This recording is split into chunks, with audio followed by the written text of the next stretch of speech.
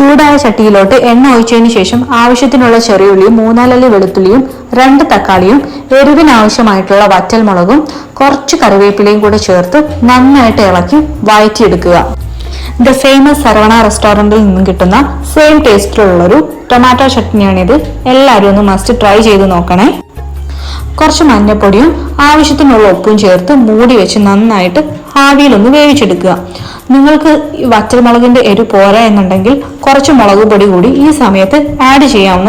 നന്നായി വെന്ത നമ്മുടെ മസാലക്കൂട്ടിനെ മിക്സിയുടെ ജാറിലോട്ടിട്ട് അരച്ചെടുക്കാം.